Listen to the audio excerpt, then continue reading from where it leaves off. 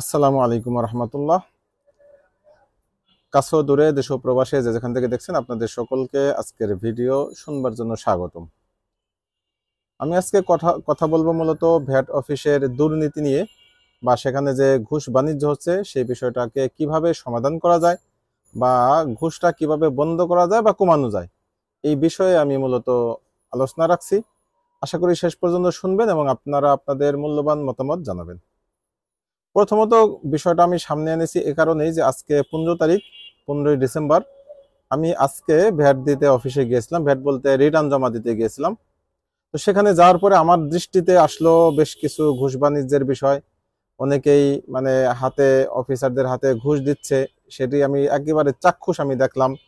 আহ মানে এটা সংকোচ বোধের সাথেই হাতে এরকম মুষ্টি করে দিয়ে দিল 500 টাকার নোট বা 1000 টাকার নোট, এভাবে দিচ্ছে যার যতটুকু ক্যাপাসিটি বা যে যেই ধরনের যার বিজনেস সেই হিসেবে। তার মানে এই যে ভ্যাটটা যে ঘুষটা দিচ্ছে, কি কারণে দিচ্ছে? মূলত যেই প্রতিষ্ঠান ভ্যাট দিচ্ছে সে শতভাগ বা 100% সে সততার সাথে ভ্যাটটা সরকারকে দিচ্ছে না। আর এটা উনিও জানেন, এটা সরকারও জানেন, এবং এটা যারা ভ্যাট আদায় করতেছেন অফিসার তারাও জানেন। যে কারণেই মূলত এখানে দুর্নীতি বা ঘুষের সুযোগটা তৈরি হচ্ছে। এখন ব্যবসায়ীরা ব্যবসা করতেছে, তাহলে তারা শতভাগ ভ্যাট কেন দিবে না? আমার কথাই আমি বলি, শতভাগ ভ্যাট আমরা কেন দেব না? এটার জন্য প্রথমত বুঝতে হবে যে এখনো আমাদের বাংলাদেশের যেই প্রেক্ষাপট, জনগণের ভিতরে সেইভাবে ভ্যাট দেওয়ার মন মানসিকতা তৈরি হয়নি বা জনসচেতনতা তাদের তৈরি হয়নি। তারা ভ্যাটটা মানে তাদের কাছে চাইলে বোঝা মনে হয়। অনেক ক্ষেত্রেই কোনো একটা পণ্য কিনতেছে, আমি যদি তার উপরে ভ্যাট চাপিয়ে দেই, তাহলে অনেকেই দিতে রাজি হবে না। এলো প্রথম বিষয়, তাদের সচেতনতার অভাব। দ্বিতীয়ত যে বিষয়টা, যে সব দোকানে ভ্যাট নিচ্ছে না, কোনো একটা দোকান ভ্যাট নিতে গেলে সেও ঠিক মতো কাস্টমার পাবে না। এ কারণে সরকার যদি প্রত্যেকটা দোকানে শতভাগ নিশ্চিত করতে পারে যে প্রত্যেক কাস্টমারের থেকে তাকে ভ্যাট নিতে হবে, এবং মেশিনারির মাধ্যমে না, কারণ মেশিনটা অনেক ঝামেলা। তাদের যে মেশিন দিয়ে থাকে ভ্যাটের, সেটা একেবারেই মানে ঝামেলাপূর্ণ একটা মেশিন। বরং তারা মেমো দিবে, ক্যাশ মেমো থাকবে, ভ্যাটের স্লিপ থাকবে। স্লিপের মাধ্যমে যেই পণ্যটা বিক্রি হবে তাদের ওই পণ্যের ওই নাম্বার অনুযায়ী তাদের এখানে ভ্যাটটা কেটে দিবে। প্রত্যেক দোকানদার যদি ভ্যাট কাটে, তাহলে কিন্তু জনগণ আমার কাছ থেকেও ভ্যাট দিতে বাধ্য, অন্য আরেকজন থেকেও ভ্যাট দিতে বাধ্য। এ হচ্ছে দ্বিতীয় বক্তব্য। তৃতীয় বক্তব্য হচ্ছে, ভ্যাটটা মূলত না দেওয়া বা দুর্নীতি করার আরেকটা কারণ হচ্ছে যে আমাদের বাংলাদেশের প্রেক্ষাপটে ভ্যাটটা অনেকটা অসহনীয় পর্যায়ের বলতে আপনি 7 থেকে নিয়ে 15% পর্যন্ত ভ্যাট আমাদের, আমি যতটুকু দেখেছি, আরো বেশি কম থাকতে পারে। তো একটা পণ্য বিক্রি করতে গেলে 15%, 10% যদি ভ্যাট দেওয়া লাগে, তো একটা দোকানে যদি আপনার 1 লক্ষ টাকা কারো বিক্রি হয়, ওই দোকানে 1 লক্ষ টাকায় বর্তমান সময়ে চলাটা একেবারেই মানে অসম্ভবপর কোন একটা প্রতিষ্ঠানের। এখন ওই প্রতিষ্ঠানকে 15,000 টাকা যদি ভ্যাটই দিয়ে দেওয়া লাগে, তাহলে সে দোকানদার চলবে কিভাবে? যেহেতু সে জনগণ থেকে এখনো ভ্যাট নিতে পারছে না, সেটা অবশ্যই সরকারের দুর্বলতার কারণে, বা এখানে সরকারের অনেক অদক্ষতা রয়েছে, আর জনগণের ভিতরে সচেতনতার অভাব রয়েছে। সার্বিকভাবে ভ্যাটটা মূলত ব্যবসায়ীর কাঁধে পড়তেছে। তার যেই টাকাটা লাভ করবে মূল টাকার থেকে, সেই লাভের ভিতর থেকেই তার ভ্যাটটা এখানে কাটা যাচ্ছে। তো এ কারণেই কোনো ব্যবসায়ী চায় না যে সে 1 লক্ষ টাকায় 15,000 টাকা ভ্যাট দেখাবে। তখন সে কি করে? ছলচাতুরির আশ্রয় নেয়। যার 50 লক্ষ টাকা বিক্রি আছে সে 2-1 লাখ টাকা বিক্রি দেখায়, যার দেখা যায় 1 লাখ টাকা বিক্রি আছে সে 10-20 হাজার টাকা বিক্রি দেখিয়ে একটা নাম কস্তে ভ্যাট দিতে চায়। আর যখন এই নাম কস্তে ভ্যাট দিতে চায়, তখনই এই সমস্যাটা সৃষ্টি হয়। ওই অফিসাররা একটা সুযোগ পেয়ে যায়, তারাও একটু দেন দরবার করার পরে তাদের সাথে একটা নেগোসিয়েশন হয় যে ঠিক আছে, সে মাস কাবারি আপনাকে 500 বা 1000 বা 2000 টাকা আপনাকে দিব, সরকারকে আমরা এই টাকাটা দিব। এভাবেই মূলত একটা দুর্নীতির পথ বা ঘুষের একটা পথ উন্মুক্ত হয়ে যায়। এই বিষয়গুলি যদি বন্ধ করতে চান, সর্বাগ্রে যে কাজটা করতে হবে রাষ্ট্রের, সরকারের, আমাদের ভ্যাটের যে পার্সেন্টেজ সেটা কমিয়ে এনে বরং সকলকেই ভ্যাটের আওতায় আনতে হবে। অর্থাৎ শতভাগ ভ্যাট যেন কালেক্ট হয়, শতভাগ ভ্যাট যেন সংগ্রহ করা যায়, সেই বিষয়টা সরকার নিশ্চিত করতে হবে। সেটা যদি নিশ্চিত করতে পারেন, তাহলে ভ্যাট যদি আপনি 15%, 10% না রেখে আপনি 1-2%ও রাখেন, তাহলে আপনার ভ্যাট কালেকশন কিন্তু বেশি হবে। আপনি ধরেন কোন একটা প্রতিষ্ঠানের মাসে 10 লক্ষ টাকা বিক্রি হচ্ছে, সে 10 লক্ষ টাকার বিক্রি জায়গায় সে যদি 20,000 টাকা দেখিয়ে সে 10% হারে মাত্র 2,000 টাকা ভ্যাট দেয়, এই জায়গায় যদি আপনি তাকে 1% করে দিতেন, সে যদি 20 লক্ষ টাকাই দেখাইতো, তাহলেও কিন্তু আপনার 2000 টাকাই বা তার বেশি আসতো। তো এই জন্য আমি বলতেছি যে ভ্যাটের পার্সেন্টেজটা যদি একেবারেই কমিয়ে আনেন 1 থেকে 2%-এর ভিতরে, তাহলে ব্যবসায়ীদের ভ্যাট দিতে উৎসাহিত হবে, জনগণও ভ্যাট দিতে উৎসাহিত। 100 টাকার মাল কিনলে 2 টাকা যে কেউ দিবে, 1000 টাকার মাল কিনলে এখানে 20 টাকা যে কেউ দিতে পারবে। কিন্তু 100 টাকায় যখন 10 টাকা হয়ে যায়, 100 টাকায় যখন 60 টাকা হয়ে যায়, সেটা জনগণের জন্যই হোক, ব্যবসায়ীর জন্যই হোক, একটা কষ্টসাধ্য হয়। এবং এই কষ্টসাধ্য হওয়ার কারণেই তারা কি করে, তখন তারা 2 নম্বরের আশ্রয় নেয়, এবং সেই 2 নম্বরের আশ্রয় থেকে বাঁচার জন্যই মূলত সেখানে একটা ঘুষ বাণিজ্য তৈরি হয়।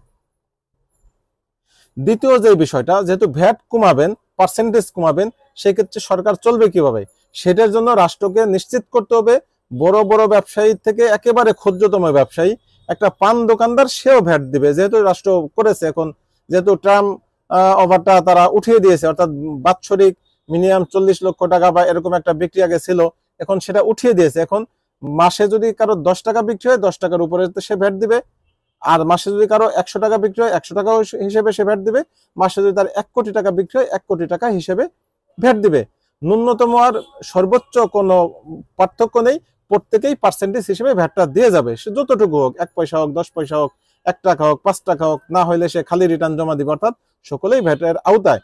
যেহেতু সকলের ভ্যাটের আওতায় সরকার এনেছে, অতএব সরকারকেই নিশ্চিত করতে হবে সকলে যেন ভ্যাট দেওয়াটা নিশ্চিত করতে পারে, বা সকল থেকে যেন ভ্যাটটা সরকার আদায় না নিশ্চিত করতে পারেন। এখন যদি কেউ দিচ্ছে কেউ দিচ্ছে না, তখন কিন্তু আরেকটা সমস্যা তৈরি হয়ে যায়। অতএব সকলকেই যেহেতু ভ্যাটের আওতায় এনেছেন, সকল থেকে আপনারা ভ্যাটটা কালেক্ট করার জন্য সেইভাবে আপনারা জনমত তৈরি করেন, এবং আপনাদের ব্যবস্থাপনাটা সেভাবে আপনারা তৈরি করেন। তৃতীয়ত, জনগণের মাঝেও আপনাদের ব্যাপক সচেতনতা তৈরি করতে হবে। আপনারা রাষ্ট্রীয়ভাবে তো অনেকই আমরা দেখেছি, এর আগে অ্যাডভার্টাইজ দেখেছি আমরা, রাষ্ট্রের টাকা নষ্ট করে নিজের পিতার নামে আমরা অ্যাডভার্টাইজ দেখেছি, অর্থাৎ শেখ মুজিবের নামে অ্যাডভার্টাইজ দেখেছি। রাষ্ট্রের টাকা নষ্ট করে তারা শেখ মুজিবের জন্ম শতবার্ষিকী কোটি কোটি টাকা এখানে শ্রাদ্ধ করেছে। এটা এই যে এই ধরনের কর্মকাণ্ড না করে, বরং যদি আপনারা রাষ্ট্রকে এই অ্যাডভার্টাইজের মাধ্যমে সকলকে উদ্বুদ্ধ করতে চান ভ্যাটের বিষয়ে, তাহলে এই যেই টাকাটা যাবে সেই টাকাটাও আপনাদের চলে আসবে ইনশাল্লাহ। অতএব যদি আপনাদের অ্যাডভার্টাইজের মাধ্যমে টাকা খরচই করতে হয়, তাহলে আপনারা এরকম কোন অ্যাডভার্টাইজ শুরু করেন যে অ্যাডভার্টাইজ মাধ্যমে জনগণ উৎসাহিত হবে, জনগণ যেন তার নিজের ভ্যাটটা নিজে দিতে উৎসাহ বোধ করে। যে কেউ একটা পণ্য কিনবে, সে নিজে স্বেচ্ছায় বলবে যে ভাই আমার ভ্যাটটা রেখে দেন, আমাকে একটা স্লিপ কেটে দেন। 500 টাকা মাল কিনছে, সে 5 দুগুণে 10 টাকা দিয়ে সে একটা স্লিপ নিয়ে নেবে। 1000 টাকার মাল কিনছে, সে 20 টাকা ভ্যাট দিয়ে সে স্লিপটা নিয়ে নেবে। এভাবে যদি করে, তাহলে জনগণও উদ্বুদ্ধ হবে, এবং আমাদের যারা ব্যবসায়ী তাদেরকেও ভ্যাটটা দিতে সুবিধা হবে। কারণ তখন তার চালান যেহেতু কাটা হয়ে গেছে, আলাদা ভ্যাটের টাকা সে আলাদা করেই রাখবে, এবং তার মাস শেষে 10,000 হোক, 20,000 হোক, 50,000 টাকা হোক, এই ভ্যাটের টাকা যেহেতু তার আলাদা চালানের, এই টাকাটা তাকে দিতে আর ওরকম গায়ে বেগ পেতে হবে না, বা ওরকম কষ্ট মনে হবে না। সর্বশেষ আমি যে বিষয়টা বলবো, যে ভ্যাট অফিসের যদি বন্ধ করতে চান, দুর্নীতি বা ঘুষটা এগুলি যদি বন্ধ করতে চান, এটা শুধু ভ্যাট অফিস না, এটা যে কোনো সরকারি অফিসে এই কাজটা করতে পারেন। যেহেতু বর্তমান ডিজিটাল যুগ, বা ডিজিটালাইজ করে ফেলেছি আমরা সবকিছুই আমরা ডিজিটাল সুবিধাটা নিতে পারতেছি। যেমন আমি ভ্যাট দিতেছি, সেটাও আমি কিন্তু অনলাইনের মাধ্যমে জমা দিচ্ছি, এটাও অনলাইনের মাধ্যমে দেওয়া যায়, আপনার রিটার্ন জমাটা। তারপর অনেকে দেয় না, অনেকে সশরে যে দেয়। তো এই যে অনলাইনের মাধ্যমে আমরা অনেক কিছু করতেছি, ডিজিটাল সুবিধাটা অনেক ক্ষেত্রে আমরা নিচ্ছি।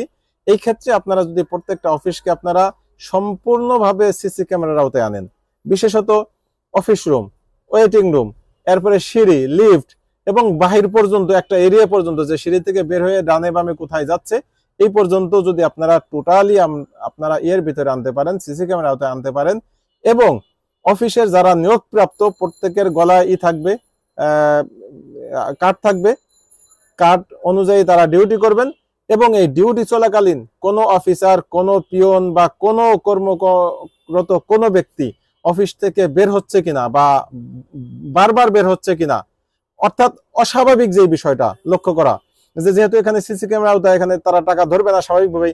এই তো টাকা নেওয়ার জন্য বারবার একটা লোক আসতেছে, সে বের হচ্ছে, তার সাথে একটা লোক যাচ্ছে, সেটা হতে পারে পিয়ন, হতে পারে অন্য কেউ, বা হতে পারে ওই অফিসারই কোনো অ্যাসিস্ট্যান্ট রাখছে, পিয়ন ছাড়া, সরকারি পদ ছাড়া নিজে একটা লোক রেখে দিয়েছে, এটাও হতে পারে। তো এই বিষয়গুলি খুব শক্তভাবে যদি মনিটরিং করেন, যে কে কোথায় কি করতেছে এবং সর্বোচ্চ শাস্তিটা যদি তাদের নিশ্চিত করতে পারেন, তাহলে অনেকাংশেই এই দুর্নীতিটা কমে যাবে। সর্বশেষ আমি যে বিষয়টা নিয়ে একেবারে শেষ করে দিচ্ছি, সেটা হচ্ছে গতকালকে আমার একজনের সাথে, সরকারি এক অফিসারের সাথে কথা হয়েছে। তিনি আমার বন্ধু মহলের কেউ একজন হবেন। তো তিনি কথায় কথায় আমাকে বলতেছিলেন যে এই সরকারের প্রতি তার ভালো একটা ক্ষোভ জমা পড়েছে, বা এই সরকারের বিরুদ্ধে তার একটা ভালো ক্ষোভ। এই ক্ষোভের মূল কারণটা আমি যেটা বুঝতে পারলাম, গতকালকে আমি ভ্যাট অফিসে গিয়েই আজকে ভ্যাট অফিসে গিয়েই মূলত বুঝতে পারলাম যে যেহেতু এই ঘুষ বাণিজ্যটা সকলের থেকে স্বাভাবিকভাবে আগের মতো নিতে পারতেছে না, এই কারণে সরকারি কর্মকর্তাদের মধ্যে বড় একটা শ্রেণী আছে, তারা এই সরকারের বিরুদ্ধে তাদের অবস্থান। তারা মনে করতেছে হয়তো ভবিষ্যৎ সরকার আসলে বা নির্বাচনের মাধ্যমে কোনো সরকার আসলে সেই সরকার স্বাভাবিক গতিতে যাবে, তখন প্রশাসনও স্বাভাবিক গতিতে যাবে, সকলেই দুর্নীতি করতে পারবে, সকলেই ঘুষ বাণিজ্য করতে পারবে এবং সকলেই তাদের পকেটটা ভারী করতে পারবে, তাদের সবকিছুই তখন ভালো ভালো চলবে। এজন্যই মূলত এই সরকারকে তারা চাচ্ছেন না বা পছন্দ করতেছেন না বা উৎখাত করতে চাচ্ছেন অধিকাংশে এরকম। এজন্য সরকারকে সব দিকে অ্যালার্ট থাকতে হবে এবং আমরা জনগণ যারা আছি তারা সার্বিকভাবে সরকারকে সহায়তা করব। আর ঘুষের বিষয়ে আমাদেরও একটা বক্তব্য আছে, আমাদের একটা করণীয় আছে। যেমন আমি কিন্তু কখনোই এই ঘুষের পক্ষে না। আমি এই পর্যন্ত কখনোই ভ্যাট দিতে গিয়ে, ভ্যাট অফিস হোক বা অন্য কোনো অফিস হোক, আমি ঘুষ দিতে একেবারে অনভ্যস্ত মানুষ, ঘুষ দেই না। আমি ঘুষ ছাড়াই কাজ করাই, তাতে একদিন দেরি হোক বা একদিন আগে হোক। যেমন আমি গত মাসে একটি মিউটেশন করিয়েছি, 1 মাস 20-22 দিনের মতো লেগেছে, তারপর আমি কোনো জায়গায় আমি 1 টাকা ঘুষ দেইনি। কেন দেইনি? কারণ আমি ঘুষটা কখনোই দিব না, বরং আমি রাইট পন্থায়, আমি যেহেতু সবকিছু জেনুইন দিব, আমি রাইট পন্থায় আমি যেন সামনে যেতে পারি সেই চিন্তাটাই আমি লালন করি এবং সেই বিশ্বাস থেকেই আমি এই বিষয়টা অ্যাভয়েড করে চলি। অতএব আমার মতো যদি আপনারা সকলেই মনে করেন যে আমরা কেউ সরকারকে, যেহেতু আমরা টাকা দিচ্ছি, আমরা সরকারের কোনো কর্মকর্তা কর্মচারী কাউকে আমরা ঘুষ দেবো না, কারণ তারা যে বেতনটা পাচ্ছে, তারা সেখানে যা কিছু ভক্ষণ করছে, সুযোগ সুবিধা যা কিছু নিচ্ছে, সব কিন্তু আমার আপনার টাকায়। অতএব তাকে বাড়তি উৎকর্ষ হিসেবে কোনো টাকা দেওয়া, সেটা অবশ্যই অনৈতিক, হারাম এবং স্পষ্টত হারাম। আর আল্লাহ পাক রব্বুল আলামিন তার হাবিবকে হাদিসে কুদসিতে বলেছেন যে জুলুম করা এটা আল্লাহ নিজের উপরে হারাম করে নিয়েছেন। অতএব জনগণ যারা আছেন, মানুষ, আল্লাহর বান্দা যারা আছেন, তারাও যেন পারস্পরিক তারা নিজেরা নিজেদের উপরে জুলুম না করেন, এই বিষয়ে আল্লাহ তাআলা নির্দেশ করেছেন। আর শুধু জুলুম নয়, জুলুমের সহযোগিতা যারা করবে তারাও সমান অপরাধী হবে। অতএব আমি আপনি ঘুষ দেখেও যদি চুপ থাকি, বন্ধের উদ্যোগ না নেই বা পরামর্শ দেওয়ার ক্ষমতা থাকলে পরামর্শ না দেই, তাহলে আমি আপনিও সেই ঘুষ সহযোগী হিসেবে বা ঘুষের একজন সহযোদ্ধা হিসেবে আমিও আপনিও সেই জায়গায় চলে যাব। অতএব আল্লাহ তাআলা আমাদের সকলকে এই ঘুষ থেকে উত্তরণের পথ বাতলে দেখ এবং আমাদের বাংলাদেশকে এই ঘুষ থেকে উদ্ধার করুক। সুন্দর একটা বাংলাদেশ যেন বিনির্মাণ করতে পারি, সেই তৌফিক আমি সকলের কাছে চাচ্ছি, আল্লাহর কাছেও চাচ্ছি, দোয়া করতেছি। আল্লাহ যেন আমাদের সুন্দর একটা বাংলাদেশ উপহার দেন এবং যেই বাংলাদেশে থাকবে না কোনো ঘুষ, থাকবে না কোনো দুর্নীতি, সুন্দরভাবে প্রত্যেকে যেন যার যার অধিকার নিশ্চিত করতে পারেন, সেই প্রত্যাশায় আজকের মতো আমি ভিডিওটি শেষ করছি। ভালো থাকবেন। আল্লাহ হাফেজ। আসসালামু আলাইকুম ওয়া রাহমাতুল্লাহি ওয়া বারাকাতুহু।